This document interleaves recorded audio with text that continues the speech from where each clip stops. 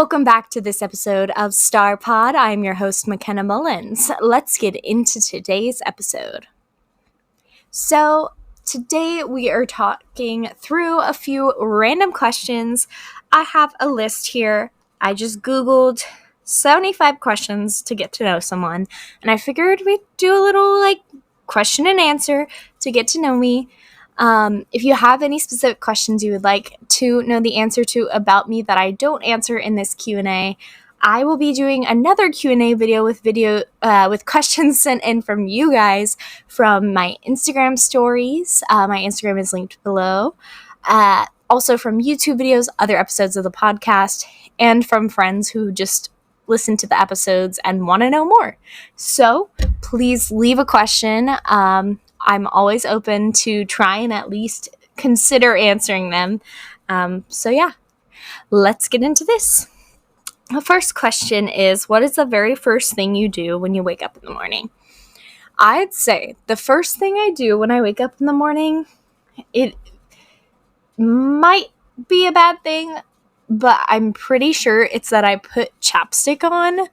I have a huge chapstick addiction. Speaking of chapstick, in my leggings pocket, right here, my chapstick. This is my current one. I have a favorite grouping of chapsticks. I have certain ones I will use and ones I will never use because I don't like them at all. I always go back to the chapstick brand chapsticks. This is the Moisture, Classic Moisture, but it's the black cherry, and it has the SPF in it. Very important right now. Also, just all times, your lips are one of the most sensitive parts of your body, so making sure you have SPF on your lips is very important, no matter if you are out in the sun all day or you're just sitting in a room with lots of UV lighting, because it can still cause damage. So I definitely keep a chapstick with me, setting that to the side. The next question is, what are you most afraid of? I'd say I'm most afraid of losing a connection with someone very close to me, like my mom or dad or brothers at least. I'm going to describe this as a fear of disconnection.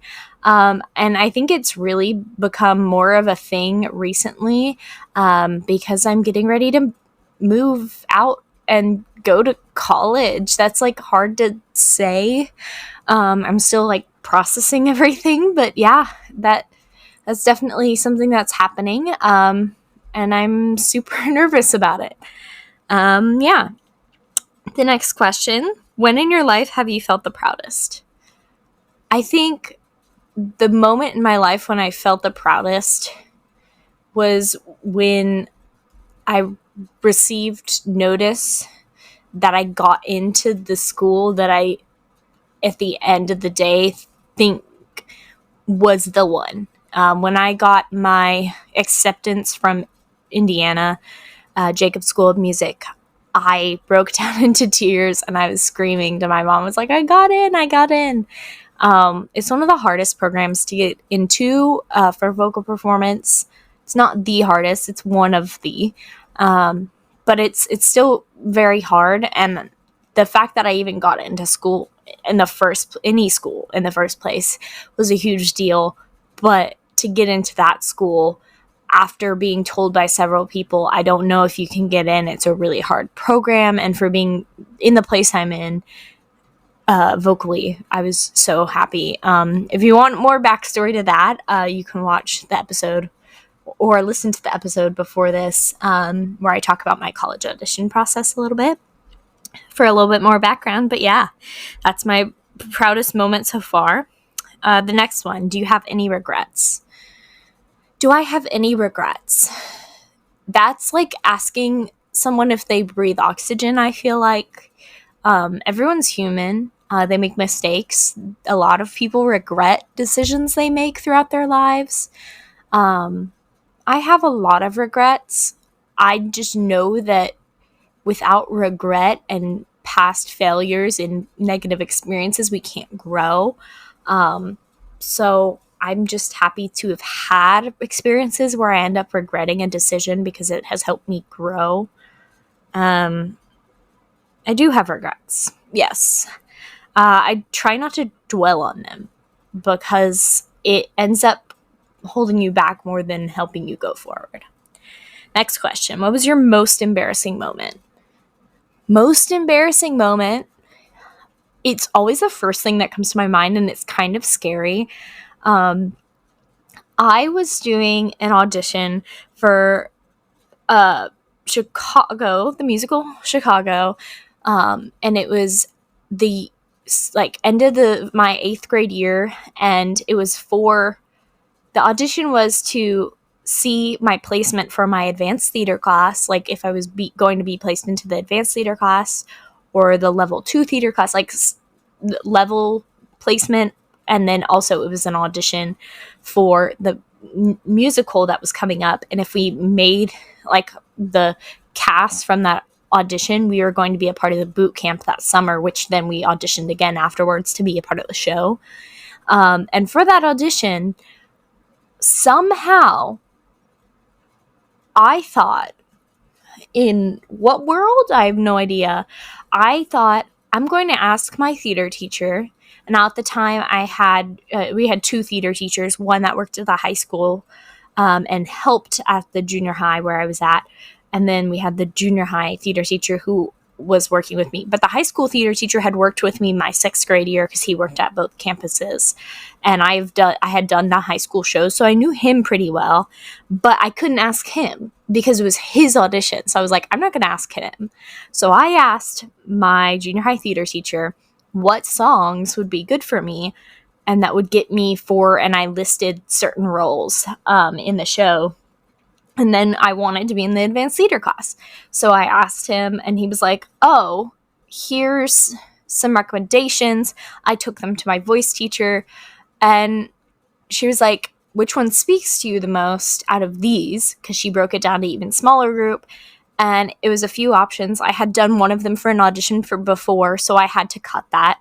And then I was stuck between 2, and I went with Dance 10 Looks 3 from Chorus Line. Now, if you're not a musical theater person, I'm just saying it's a funky song. The girl who sings it, she's talking about how she got her boobs done and her nose done and her butt done to like get more roles in shows. And the song is about her like process before she got surgery and her thoughts on like the way looks are perceived. She's like, Dance 10 Looks 3. And then she talks about, for my own enjoyment and for sake of employment, like she would get a nose job and get a boob job. And she talks about her tits and her ass. In the song it goes, tits and ass. And like, I sang that in the audition. I was so ready. I was like, I can do this. I can do this. I still to this day have horrible stage fright and horrible nerves when it comes to auditions, performances, stuff like that. But in this audition, I was super nervous because in my mind, the future of my high school career depended on it. I was like, if I don't get into this advanced theater class, like I'm a failure. And so I went into the audition. I was so confident until I walked in the room and saw that there were so many high school staff members. He wanted to bring in some other fine arts teachers, band directors, the music directors for the musicals, and the fine arts director for the district was in there, along with our principal and a few other people, some theater directors. And I was like, oh crap. Because I did not expect the higher up people to be there. I thought maybe the band directors, music director, and other theater directors to be in there. I did not expect the other people that were in there. And so I did this dance, and I'm going tits and ass. And if you're not watching the video, I was underlining my boobs and emphasizing my butt in this little dance to this song as I'm singing for an audition, and there's my principal, and there is the fine arts director for the school district. That was like the most embarrassing moment of my life. As I start saying tits and ass, they just like, their faces go blank. They're like, oh, like pupils like dilate, jaws drop. I finished and they all laughed and they said it was hilarious and a great performance, but I walked out of there so embarrassed because I walked in like, yes, I'm gonna kill this, and then I was like, holy shit, no, oh god, there's okay, and there was my principal and there was the fine arts director for the district. Like, talk about embarrassment. The person who's in charge of theater for the entire school district just watched me say tits and ass. That's great. Luckily, she was a woman. But my principal was not. And his jaw did drop. And that was awkward. So, yes. That was my most embarrassing moment. Next question. Who inspires you most and why? I'd say someone who is, like, not living who's an inspiration. My grandmother. She was always like a big advocate for the arts. Like, fine arts were always like a thing. She's the reason I'm doing what I'm doing. And I can probably talk about that in a different podcast, elaborate on my grandmother. I would love to do a podcast dedicated to her, and go over actually my college essay, which talks all about music and how I got into it and how she influenced me. But she inspires me the most. And I think the reason why is because she was able to take her beliefs of what were right and evolve them constantly to the world around her. And I think that's a hard thing for a lot of older age people to do. And up until her death, like, she was still ever changing.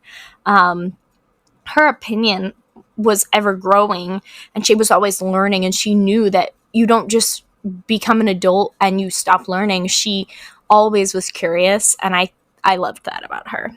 And the next thing, what was the last thing that made you cry?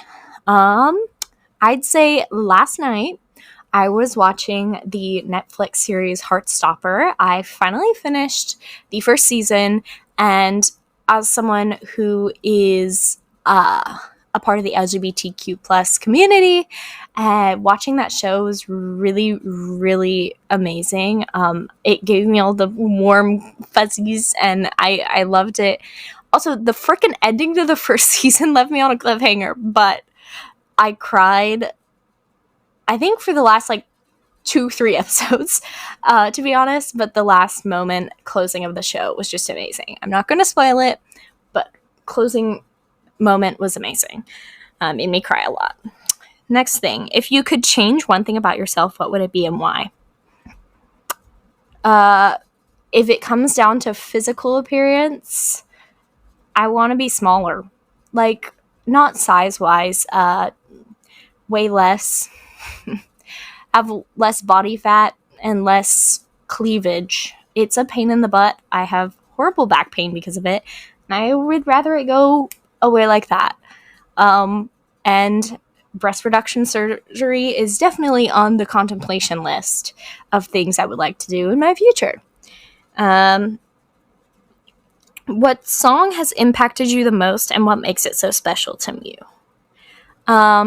A song that I've always loved, that my grandmother and I used, it was one of her favorite songs, and so when she used to play it and sing with me, it became my favorite, and it's Thank You for the Music by ABBA, and it was in the musical Mamma Mia. It's just an amazing song. And it's my grandmother and I's song. I actually sang it for a senior showcase this year for theater, and it was very hard for me to sing it without crying, but it means a lot to me. The next question.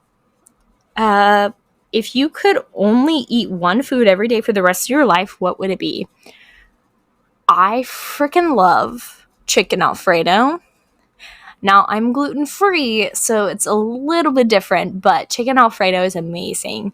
And when I went to Italy in 6th grade, the summer before 6th grade, I was like, yep, I just love it even more because it's even better in Italy. So yeah, chicken Alfredo, number one. I would eat it for the rest of my life, totally. And like spice it up every once in a while with a little red pepper, add a little bit of different spices, maybe do crusted chicken, breaded chicken, grilled chicken. I love it so much. Next thing. Describe your perfect day from the time you wake up to the time you go to sleep. Okay, describing my perfect day. This is like, okay. My perfect day would be I wake up not to an alarm, but feeling like I'm awake. Like just waking up like on my own naturally. Reading a book to start off the morning with my cup of coffee. And then I would get to either watch a TV show or like YouTube or something while knitting for a while. And then eventually I'll go get dressed and get ready for the day, get to do a fun makeup look, dress up in a cute outfit, and like go out and go shopping and do some fun things, and then come home, have a great lunch, nice filling lunch, probably involving french fries. I love french fries. And then getting to like craft, play video games with my brother, and then like watch maybe a movie, and then hang out with my family, cuddle with my dogs, cats, and then have some yummy dinner, go swimming in the pool, take a shower, get ready for bed, and have a cozy snuggle up and read my book. That's my perfect day. What's the last thing I do before I go to bed? Usually it's I turn on a podcast and check my alarm, make sure it's set. Turning on a podcast, I used to just like sleep with no noise, and then I started sleeping with like a calm app soundscape, and then I moved to podcasts because it's almost like reading a book before you go to bed. A lot of times I'll read a book before I go to bed, but if I listen to a podcast, it kind of like gets my thoughts to like not be on my own like anxiety and like thought process. It kind of separates it away from me, and I'm just listening to the podcast. If you could join the cast of any TV show, what would it be? I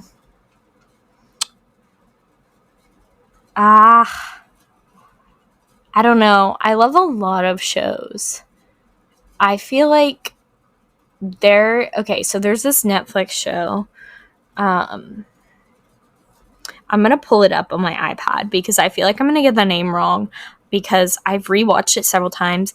They had 3 seasons. I think 3 seasons.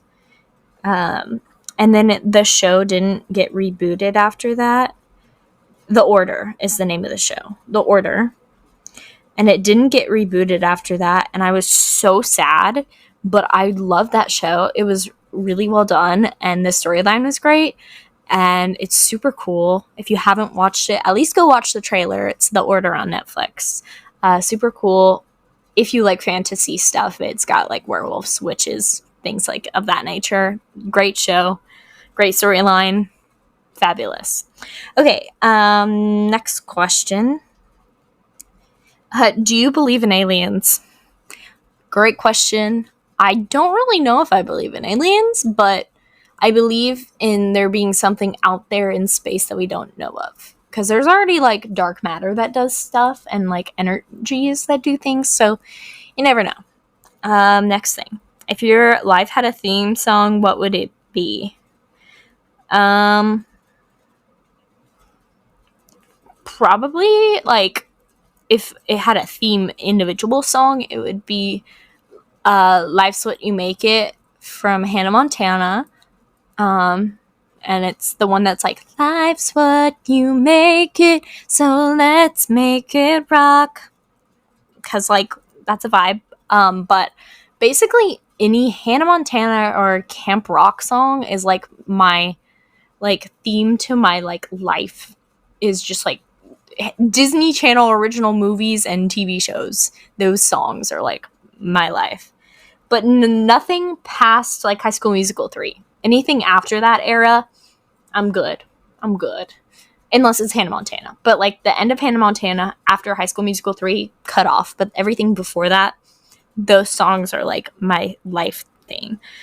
Next song. Next question, not next song. Next question. What's your guilty pleasure TV show? Guilty pleasure TV show, Housewives of Beverly Hills or Housewives of New York. Those are both great shows. I love Housewives because I get to see how hilarious it is when people have the like biggest reactions to problems that are such first world problems. So yeah. My celebrity crush is this is embarrassing. The guy who plays Daredevil, Matt Murdock in the Daredevil series, he is so cute. Or Adam Driver, who is Kylo Ren. Those two are my guys. My friends joke that I like the hot, athletic guy who like is very like down to earth and kind. And I was like, yeah, I guess that's my type. Okay. And they're either in a sci-fi or a superhero thing. Like that is my type of show. Next thing. Biggest pet peeve. Talking with food in your mouth and like chewing like this and talking. It's like, no, gross. Keep your mouth shut, chew, then talk. Or at least if you're going to talk with food in your mouth, you cover and you like talk like this. Like, gross. Don't want to see your mouth like with food in it. Like just nasty. Also when people sneeze and they like don't go to their elbow and they just like openly sneeze. Ugh, gross. My favorite hobby, that's a hard one to pick because I have like a bajillion hobbies. I love knitting. It's super relaxing to me. So I guess I could say knitting. Those of you guys who know me well enough know I have way too many freaking hobbies. Too many. Next one. What's the best gift you've ever received? I don't know. I'd say one of the best gifts. It's not the best gift, but it's one of the best gifts I've ever received. Was when I went for my aunt and uncle, they donated their Disney Vacation Club member points, and we went to Disney Aulani and Disneyland for a graduation trip for me, and that was just an amazing trip. I got to spend so much time with my parents and my brother, and it was so fun, and those are memories I'll cherish for forever. So that's one of the best gifts ever. Next one. We just have a few more. We're going to do just 25 questions because I cannot do a bajillion questions. Next one. If you had dinner with anyone dead or alive, who would it be and why? I would say... That's tough. Like a celebrity?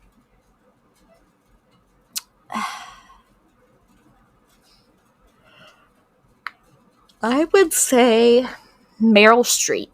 Because she's done so much in like the acting performance world, and she has an amazing voice, and she like has done so many cool things that I would just want to get to hang out with her, have dinner with her and chat. She's got so many things like that she's done throughout her life, and also a lot of the roles she's played I like love, and they're from like my favorite movies. Obviously Mamma Mia, one of the greatest.